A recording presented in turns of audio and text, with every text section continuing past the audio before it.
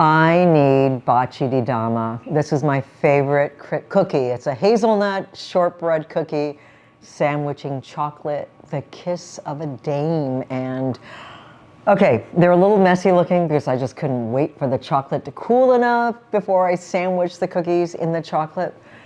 But who cares? Because kisses can be messy and sometimes they're the best.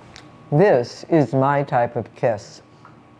Let me show you how to make them. All right, I gotta tell you, the only person I'm kissing these days, this woman, this dame is kissing is my dog. But anyway, oh, kisses of a dame. Baci di Dama, I have to tell you, they are my favorite cookie now, seriously. I mean, you know, everyone's got their favorite chocolate chip or whatever, but the first time I had a Baci di Dama, an Italian, traditional Italian cookie, I was like, oh my God, I was smitten. This is a phenomenal cookie. It's a shortbread that has hazelnuts in it. You can make it with almonds, but it's just not as good as hazelnuts. So if you can imagine sort of a Nutella cookie. So it's a shortbread, 2 pieces of shortbread cookies that sandwich melted chocolate. Yes, this is, God, it just goes beyond Nutella. It is absolutely amazing. I love it. You're gonna love it. I veganized it, and gosh, I'm so excited to share it with you because I will be making this for everyone for Christmas this year. You're gonna start out with hazelnuts. So I've got some hazelnuts here. These have skins on, they were raw, and these are hazelnuts with the skins removed. This is 200 grams of hazelnuts, around 6 ounces or so. Take your hazelnuts, put them on a sheet pan, and you bake them at 300 degrees for about 10 minutes. The heating will not only roast the nuts, but it loosens up the skin from the nut itself, making it much easier to remove. So what you're gonna do is you're gonna take a tea towel, and you're gonna put your nuts on the tea towel, like this, after you've roasted them. And you just have to sort of rub them like this. And that will rub the skins off. It takes a few minutes. Okay, so here we go. As you can see, the skins are coming off. They don't have to be perfect, but you want most of the skins off because they tend to be just a little bit bitter. So I like to take the skins off. Now, I've already done that with my 200 grams here. And as you can see, there's a little bit of skin. Some of them are a little more stubborn. I might just swap that one out. But for the most part, they're off, and that is fine. Put the hazelnuts into a food processor, and we're going to grind them with sugar. So I have 2/3 cup of granulated organic sugar. That's gonna go right in there. And we want to do it together so that we're not making a nut butter, but we're grinding up the hazelnuts, just sort of pulverizing them. I've got this sort of sandy texture here. And now I'm going to add the flour. So I've got 1 cup of, this is actually pastry flour, but you can use all-purpose as well. And we're going to add cornstarch. So I've got 5 tablespoons of cornstarch. So we're going to, once again, pulse it for a second.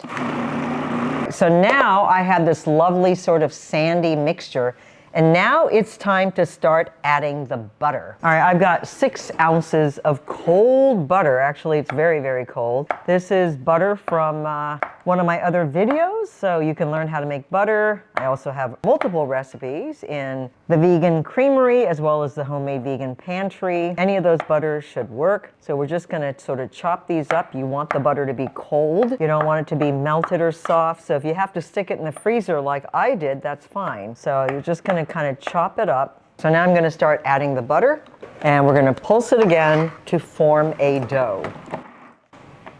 I'm just making sure that no dry bits remain. But as you can see, it is now a dough.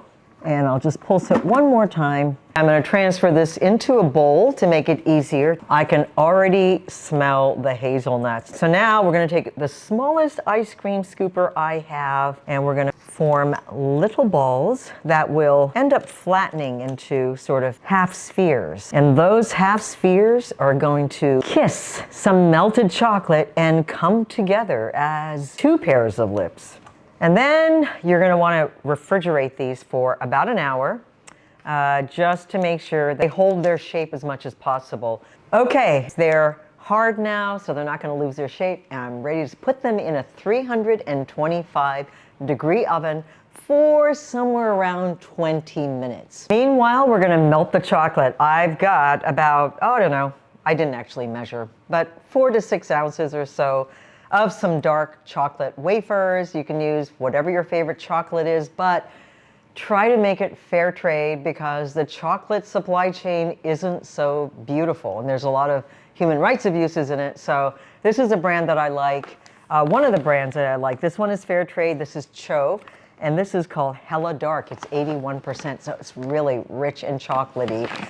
Equal Exchange is another fair trade brand. There are many fair trade brands, but just look for that when you buy your chocolate. So I'm going to put this in the microwave to melt it. What's really important is that you don't get any liquid in it. Even 1 drop of water in your chocolate will make your chocolate grainy. The other key is never to overheat your chocolate. Remember, chocolate melts at around body temperature. So it's going to melt eventually in your hand if you have it in there. So you don't want it to be super, super hot. You can melt it in a water bath on a stove. You know, put this in a small pot with a little bit of hot water. Once it starts to melt, turn the heat off and just stir it. And that residual heat should be sufficient to get the chocolate to be a velvety, smooth, melted texture. If you decide to melt it using a microwave, then turn it on for 30 seconds, stop it, give it a stir, another 30 seconds, give it a stir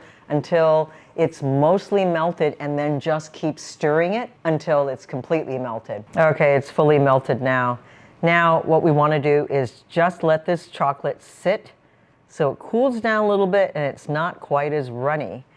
And then we'll let the cookies also cool down a little bit, and then we're going to sandwich the cookie halves with this chocolate. Let them kiss.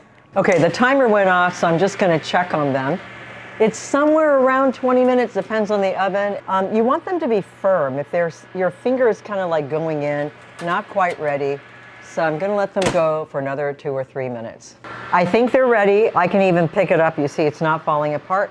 Lightly brown on the bottom, and my finger isn't making an indentation, so I know they're ready. Gonna slide my parchment off the tray ever so gently onto my granite. So I'm just gonna let these cookies cool for a few minutes until they're easy to handle and firm enough, and then we're gonna dip them in chocolate and let them kiss each other. Got my melted chocolate. You can take your chocolate and brush it on there. I like quite a bit of chocolate. And I'm gonna kiss them together, and I'm gonna set them back on my sheet pan. And try to keep your fingers clean so you're not covering the cookie in chocolate. So as you can see, the number of cookies you get is half the number of cookies that you actually form before you bake them, because they get sandwiched together into one lovely large cookie. So there you have it. Oh my God, and if you have some extra chocolate and a broken cookie, then it's this delicate crunch that you just can't, oh my God. So, so good. Okay, I'm just gonna keep eating this cookie because I just can't stop, and such a good cookie. I don't think it gets any better. Well, happy holidays, everyone. Baci, baci, kisses, kisses. Baci di Dame, you're my cookie. Cohen is my cookie, and I'm your woman. I'm your dame.